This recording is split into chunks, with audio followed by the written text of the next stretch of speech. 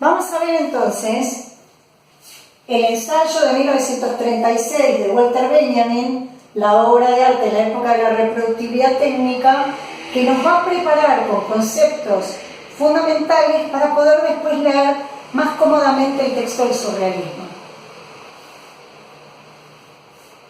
Piensen que el propósito de este ensayo es estudiar los mecanismos productivos de dos nuevos lenguajes.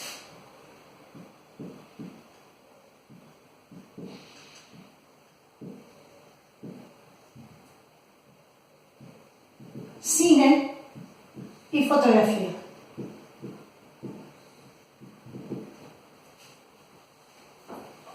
Benjamin está viendo que aparecen dos nuevos lenguajes artísticos, lenguajes propios del siglo XX, como el cine y la fotografía, y le interesa no solo estudiar esos nuevos mecanismos que aparecen, sino que lo que le interesa es qué cambios produjeron en la recepción, qué tipos de espectadores ha provocado esta producción y qué ha cambiado, qué es lo que cambió. Piensen que con estos nuevos lenguajes la difusión de las obras cambia y cambia la recepción. Entonces, le interesan los lenguajes típicos del siglo XX, pero además le está interesando el cambio operativo. La fotografía y el cine tienen como rasgo específico de producción la reproductibilidad técnica. Eso es lo que los caracteriza.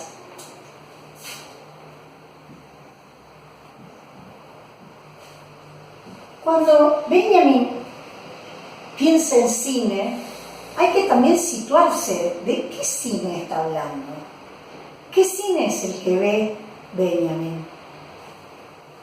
Habla de Chaplin mucho y reflexiona sobre Chaplin, pero más o menos les voy a nombrar, por si conocen o por si la curiosidad les da para averiguar. Hay una que la tienen que saber. Este texto es de 1936, es decir que es previo, pero para que se ubiquen, Blancanieves de Disney es de 1937. Y Blancanieves seguro que la vieron. Un año después aparece la producción de Disney, Blancanieves. Actores de la década del 20, de la década del 30, que será el cine que él ve para escribir lo que escribe, son, por ejemplo, Gary Cooper, por ejemplo, Buster Keaton, Charles Chaplin, claramente, los hermanos Marx, Groucho Marx, todas las películas de los hermanos Marx, Marlene Dietrich, y lo que se conoció luego como El Gordo y el Flaco, pero que en ese momento se llamaba Laurel y Hardy. Las primeras versiones del 20, del 30. Cuando Benjamin piensa en cine, tiene esta producción en mente, pero también tiene toda la producción, por eso nombré a Marlene Dietrich y a Gary Cooper, toda la producción de lo que se llamó las divas de teléfono blanco. Porque es la figura de la típica mujer platinada, muy bien vestida, recostada, con un teléfono blanco, y seguramente es blanco y hay mucho dorado y hay mucho brillo. Es una producción hollywoodense. Él está pensando en los estudios, en Hollywood. Fotografía y cine, entonces, decíamos, tienen el rasgo, ambos comparten justamente este rasgo, que es un rasgo específico de producción, que es la reproductibilidad. ¿Qué significa la reproductibilidad técnica? Que estos dos lenguajes tienen su existencia en múltiples ejemplares. Quiere decir, su existencia en múltiples ejemplares. Esto es fundamental. Este es el rasgo distintivo. En los dos casos, esa reproductibilidad técnica deviene en procedimiento artístico. Quiere decir entonces que cine y fotografía, en estos dos lenguajes, no tiene sentido hablar de copias. No tiene sentido hablar de singularidades, no tiene sentido hablar de originales. No hay originales.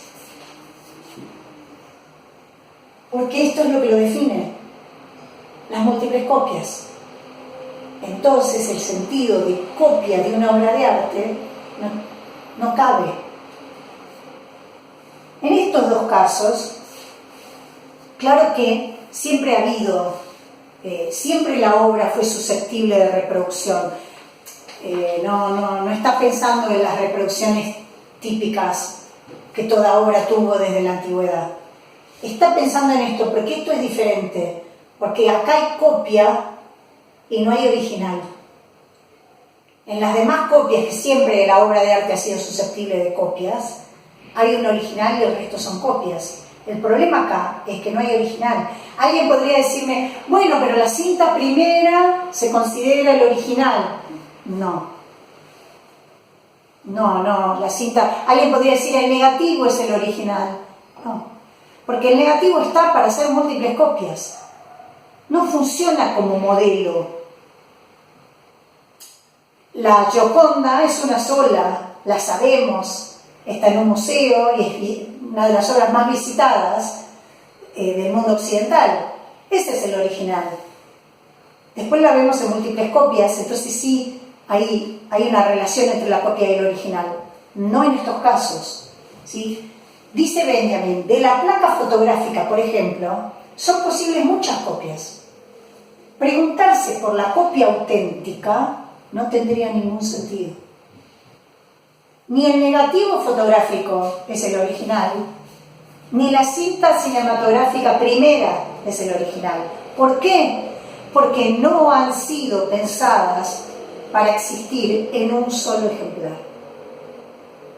Entonces, no tiene sentido hablar de original, como tampoco tiene sentido, si no tiene sentido hablar de copia, no tiene sentido hablar de plagio, de falsificación. Incluso la idea de copia pirata, que hoy usamos, tampoco tiene sentido. Lo único que hace es que no pagamos lo que había que pagar. Pero no porque sea mala la copia. En una época que se usaban los VHS, me acuerdo que Gativideo decía, exija su copia original. Benjaminianamente es un absurdo. La condición de la existencia de la obra es la multiplicidad. Su condición, entonces, es la multiplicidad.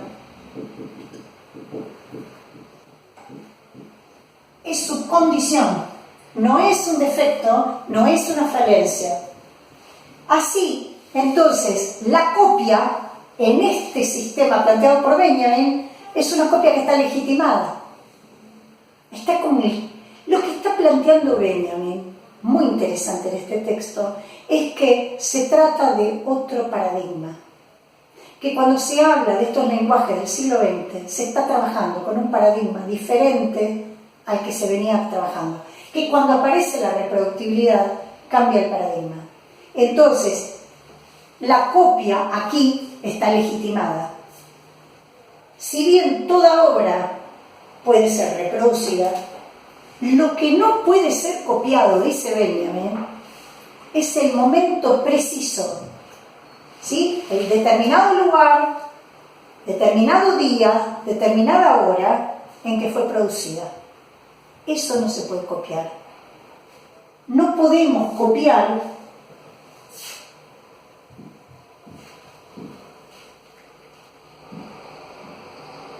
lo que él llama el aquí y ahora.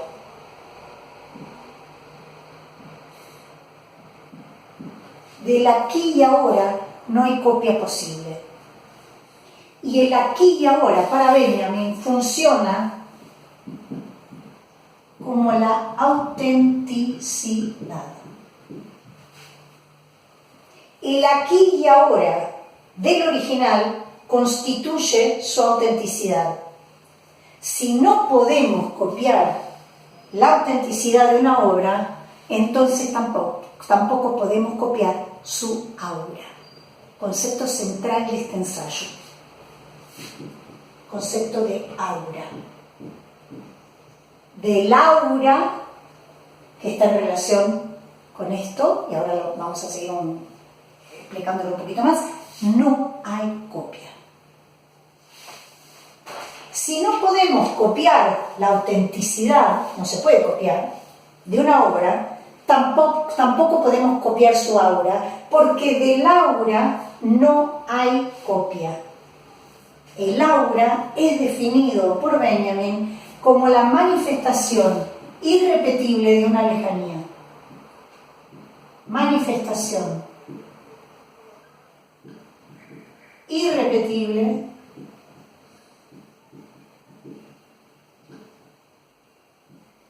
de una lejanía.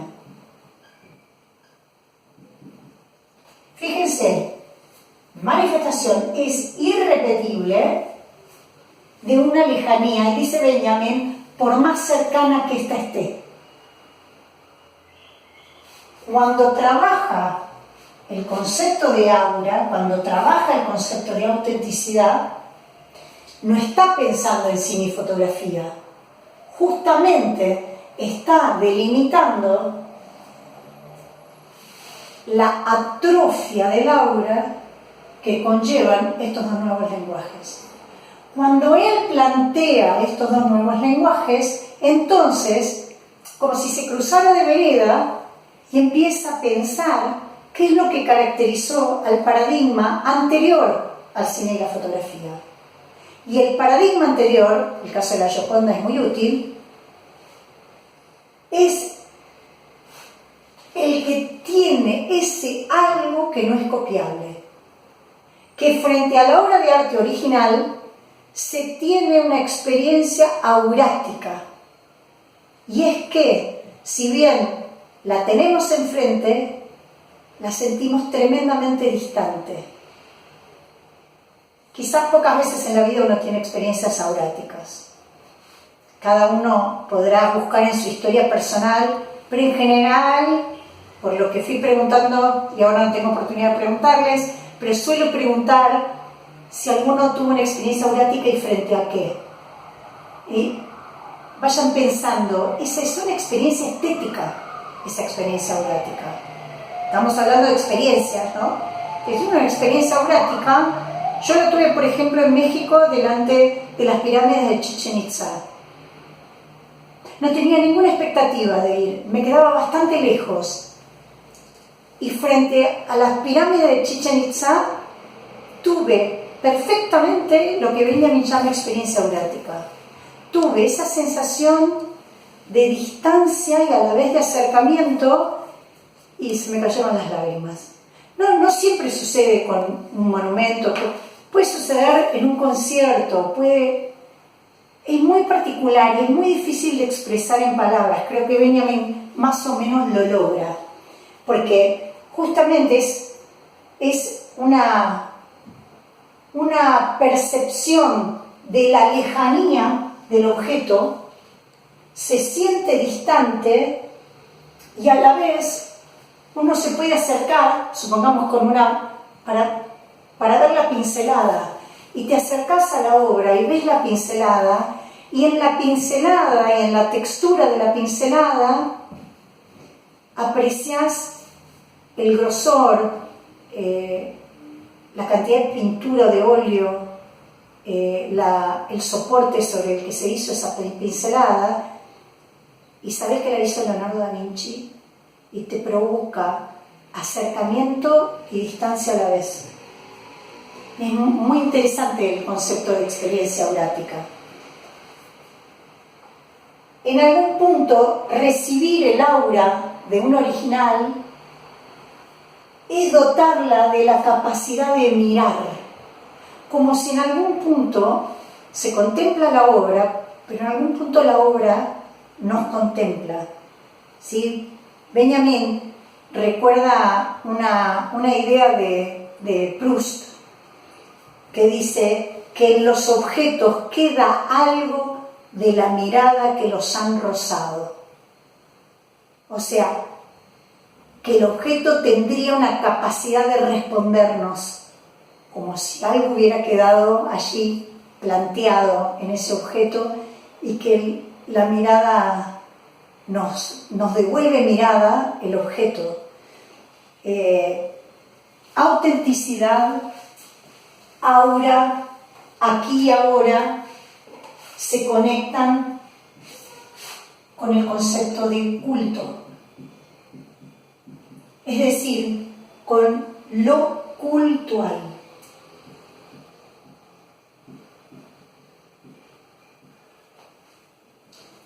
Aura, culto, autenticidad, aquí y ahora, todos estos conceptos que uno podría resumir en el concepto de aura, porque son el despliegue de lo que constituye el concepto de aura, es lo central en el ensayo sobre la reproductividad.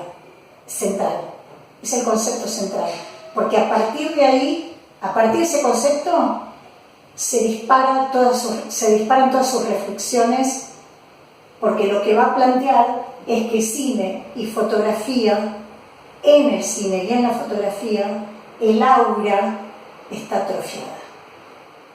Lo vemos la próxima.